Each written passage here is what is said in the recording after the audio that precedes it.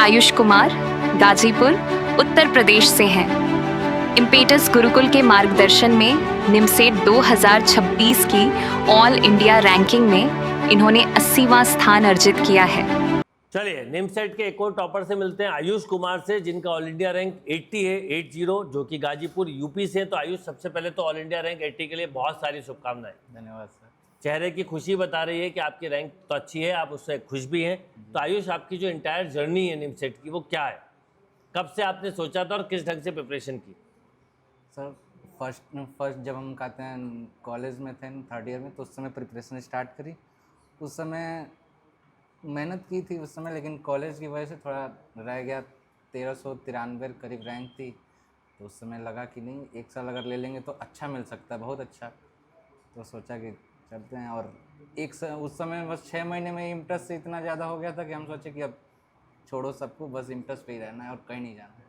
देखो, इम्पिटस के साथ अगर कोई बच्चा जुड़ता है और एक बार जुड़ जाए तो इम्पिटस के साथ उसका एक्सपीरियंस हमेशा अच्छा रहता है। आपने 6 महीने में बहुत अच्छी 1393 रैंक बनाई थी, जो कि बहुत अच्छी रैंक थी। उस पर आप चाहते तो ट्रिपल आईटी बड़ोदरा ले सकते थे, एचबीटीयू ले सकते थे, बट समझौता नहीं किया। बहुत अच्छा। और सबसे खास बात कि आपको कॉन्फिडेंस आ गया था कि आप इम्पिटस के साथ अगले साल पूरे साल पढ़ के मैं अच्छी रैंक ला सकता हूँ, और ये आज प्रूफ है कि 80 रैंक लेके आया हो। जी। तो ये बताओ आयुष कि आपने जब ड्रॉप लेने का सोचा तो मन में क्या क्या थॉट थे आपके? मन में तो बहुत थॉट है, बहुत कन्फ्यूजन था कि लें कि नहीं लें। वडोदरा मिल रहा है, ले लेना चाहिए। एक साल ड्रॉप बहुत ज़्यादा हो जाता है। फिर कहे कि एक साल इतना बड़ा नहीं है कि कहते हैं अपना लाइफ अगले 50 साल डिस्टर्ब हो जाएगा सर। और थोड़ा फाइनेंशियल भी इशू मेरे को लग रहा था कि इतना बहुत ज़्यादा हो जाएगा फाइनेंशियल इशू, इसलिए है कि ड्रॉप लेते हैं और इस बार निकाल ही देना है, इस तरीके तैयारी करना है। बस यही सोच के ड्रॉप ले लिए थे। जाके हम वडोदरा और फिर चले आए, नहीं लिए। गए थे वडोदरा पर? हाँ। ओके। पर वहाँ जाके आपको लगा कि नहीं लेना चाहिए, एक साल पढ़ना चाहिए। जी। अच्छा, फिर इंटायर ईयर आपने कैसे पढ़ाई की? क्लास तो आप रेगुलर अटेंड करते ही थे, टेस्ट भी देते थे, मटेरियल भी सॉल्व करते थे, तो बीच बीच में कभी स्ट्रेस आता था ड्रॉप को लेके? स्ट्रेस तो आता है, स्ट्रेस तो नॉर्मल चीज़ है सर, स्ट्रेस आता ही है। फिर उस समय बस वही है कि कई बार यूट्यूब देख लिया या कुछ देख लिया, लेकिन ये है कि जो काम है आज का वो करना है। भले ही स्ट्रेस के लिए मोटिवेशन 1 घंटा देख लो, लेकिन आज का काम ख़त्म करके जाना है, चाहे कुछ भी हो जाए। बैकलॉग नहीं होने दिया? नहीं, बैकलॉग नहीं होना। ये सबसे अच्छी बात है। आप देखते हैं ना, कई बच्चे मुझे लिखते थे कि सर ये बैकलॉग हो गया। ये बैकलॉग सबसे डेंजरस है, क्योंकि एक बार हुआ तो वो, क्योंकि आप आगे भी तो बढ़ रहे हो, तो आप पीछे का कवर करने का आपको टाइम ही नहीं मिल पाता है। बिल्कुल, बहुत डिस्टर्ब हो जाता है। बैकलॉग नहीं, को चाह के भी बैकलॉग नहीं होने देते। और जब टेस्ट पेपर देते थे तो उस पर क्या स्कोर रहता था?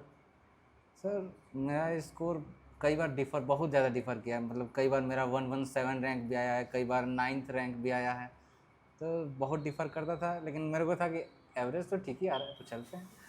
सही बात है। तो ये बताओ कि आप का इम्पिटस के साथ एक्सपीरियंस कैसा था? इम्पिटस का तो बहुत बढ़िया था।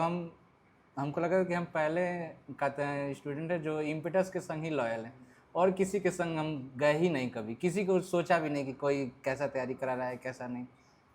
बहुत दोस्तों से बात होता रहता था, हम कहे भाई मेरा इम्पिटस ठीक चल रहा है, बहुत अच्छा चल रहा है, टेस्ट भी बढ़िया चल रहा है। और कुछ दोस्तों को भी इम्पिटस से टेस्ट दिलाते थे, तो कहते थे भाई इम्पिटस का टेस्ट बहुत बढ़िया है। हम कहे जब ये लोग कह रहे हैं मेरा तो बढ़िया ही ठीक है, रैंक भी आ रहा है, अब क्या चाहिए। सही बात। देखो, मैं अपनी तरफ से पूरी कोशिश करता हूँ और सब अपने अपने हिसाब से देखते हैं, पर मेरी ये कोशिश होती है जो बच्चा इम्पिटस से जब भी जुड़े, जिस समय जुड़े, उसको एक डिफरेंट एक्सपीरियंस फील होना चाहिए। क्योंकि पढ़ा तो सभी देंगे, पर जो लाइफ चेंजिंग एक्सपीरियंस है और जो टॉपर्स वाली फीलिंग है, टॉपर एग्जाम में नहीं, लाइफ में टॉपर बनना, वो बहुत इंपॉर्टेंट बात है। सर आपके बारे में एक बात यह है कि सर मेरे को जहाँ डाउट लगता था, अब ऑनलाइन में पूछने के लिए तो कमेंट करना पड़ता है, लेकिन आप वहीं बता देते डाउट। उससे बढ़िया मेरे को यही लगा है। कहते मैं हमेशा ये बोलता हूँ, कई बच्चे बोलते हैं डाउट कैसे सॉल्व होंगे, बोलता हूँ डाउट पूछ के बताओ मुझे। क्योंकि आपके दिमाग में जो आएगा वो मेरे दिमाग में भी तो आएगा ना, कि बच्चे को अगला क्वेश्चन ये हो सकता है। तो ये बड़ी खुशी की बात है। और क्या कहना चाहोगे आप अपने जूनियर को, स्पेशली क्या मैसेज देना चाहोगे? अगर आपका कहते हैं अपीयरिंग है तो बेधड़क तैयारी कीजिए, बहुत निकलने का चांस बहुत है। इम्पिटस से जुड़े रहेंगे तो बहुत निकलने का चांस है, जुड़े रहिए। और अगर ड्रॉप है, एक साल ड्रॉप है, तो भी इतना सोचने की ज़रूरत नहीं है। मैं बस ये सोच के तैयारी करना है कि कंसिस्टेंसी मेंटेन करना है आपको। बिना कंसिस्टेंसी के नहीं होगा। कंसिस्टेंसी मेंटेन करना है और कोशिश करना है कि एक्यूरेसी भी हमेशा मेंटेन रहे।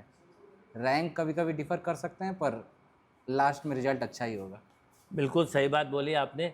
और आप ऐसे ही अब NIT में भी जाके अच्छा परफॉर्म करो, टॉप लेवल का परफॉर्म करो। अच्छा एक बार बताओ, अपने जूनियर्स को क्या बोलोगे कि क्या नहीं करना चाहिए, किन चीज़ों को वो अवॉइड करें?